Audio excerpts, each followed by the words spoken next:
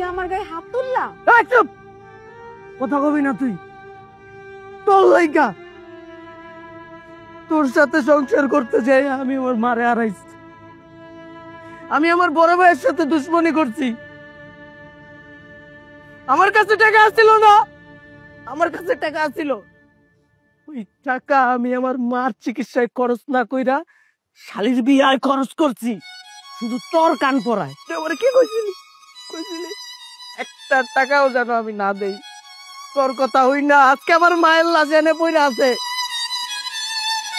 Bag গোছানো আছে না, বাপের বাড়ি এখনই জায়গা। তোর মতো পশুর সাথে আমি আর সংসার করতে চাই না। এসব তুমি কি কইতাছো? যা, কোনো কথা কবি না। ভাই ভাই আমার মাফ করে দাও ভাই। মা, ও মা, মা, ও মা, মা আমার মাফ করে দাও। মা, মা বাইরে কোন ভাই আমার মাফ করে দিতে। ও ভাই, ভাই আমি অনেক ভুল করছি ভাই, ভাই আমার মাফ করে দাও না ভাই। মা না না, আমার মারে তোরা কেউ হাত দিবি না। আমার মারে আমি গোসল করামু, আমি মাটি দিমু, সব আমি করবো। তোরা আমার আল্লাহ সে হাত দিবি না, খবরদার কয়ে দিলাম। আমি আনতে লয়ে যাবো আমার মারে।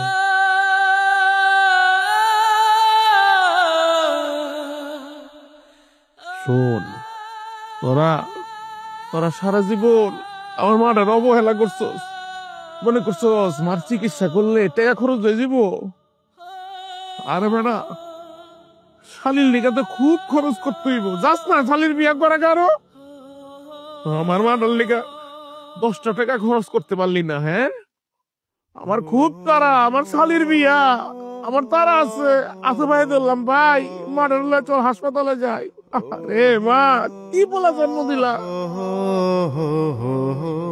আমি আমার মার লেগা হাসপাতালের বারান্দা আমার মারে লে হইয়া থাকি, আর তুমি শালির বিয়ের রং তামাশা করো। এখন এসে মার লেগে দরদ হইছে না? আনন্দ করো গা ভাই, যাও যাও যাও যাও, আনন্দ করো গা। আমার মাল লাশের সামনে আইতে বলে থাকো, আমার মাল লাশের সামনে আমি থাকলে চলবো। হরে ভাই হ, তুই ঠিকই কইছিস। আমি আমার মারে অনেক কষ্ট দিছি। আমার মা অসুস্থ, হাসপাতালে ভর্তি, আমি আমার মার চিকিৎসা করাই নাই। আমি আমার শালীর বিয়েতে গিয়ে টাকা খরচ করে আইছি 50,000। আমার মা হসপিটালের বারান্দায় টাকার অভাবে বিনা চিকিৎসায় কাতরাইতে কাতরাইতে মরছে। একটা টাকাও মায়ের চিকিৎসায় ব্যয় করি নাই। এখন আমার মনে হইতাছে আমি একটা কুলাঙ্গার সন্তান। ওগো ওগো, তুমি আমারে মাফ করে দাও, আমি ভুল করে মেরেছি। তোর লাগা, শুধু তোর লাগা আমার মায়ে মরছে। ভাই ভাই আমার মাফ করে দাও ভাই। ভাইজান, ভাইজান আমারে মাফ করে দেন, আমি অনেক বড় অন্যায় করে ফেলছি। আমি কখনো আপনার পরিবারটাকে আমার নিজের পরিবার মনে করি নাই, সবসময় শুধু আমার বাপের বাড়ি থেকে টান দিছি। ভাইজান আমারে ভুল হয়ে গেছে, ভাইজান আমারে মাফ করে দেন। ওগো তুমিও আমারে মাফ করে দাও। তুমি যদি বাড়ি থেকে আমারে বের কইরা তো আমি কই যাবো কও? তুমি ছাড়া তো আমার কেউ নাই। ভাইজান আমি সব সময় আপনার সাথে আর মায়ের সাথে খারাপ ব্যবহার করছি। ভাইজান আমি তো আপনার ছোট বোনের মতো। ভাইজান আমার কিন্তু দয়া করে মাফ করে দেন।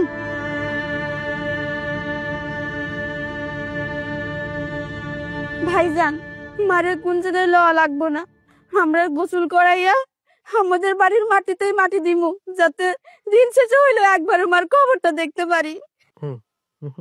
ভাই, মার লেগে এত মায়া, এত দয়া,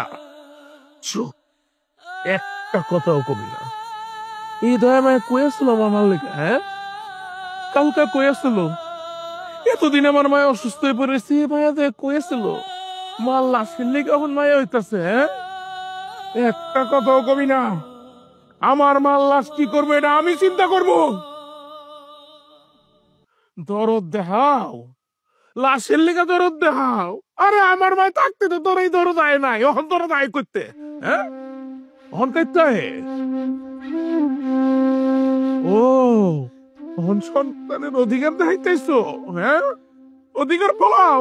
আমার মায় মরে গেছে, মানুষের দেখাইবা? আমার মারে আমি কবর দিছি, আমার মার জানাজা পড়ছি, আর মায়ের অসুস্থ বারান্দার মধ্যে পড়ে রয়েছিল। তখন কই আসছিল আরামের বাচ্চাও, তখন মার লেখা দরদ লাগে নাই, বইরা গেছে, এখন দরদ লাগতেছে। আমার মারে মানি দিব না আমার বুকের মধ্যে রেখা দিব, এটা আমি চিন্তা করব, কারো চিন্তা করতে হইব না, কারো না। তখন তো সয় সম্পত্তির টাকা পয়সা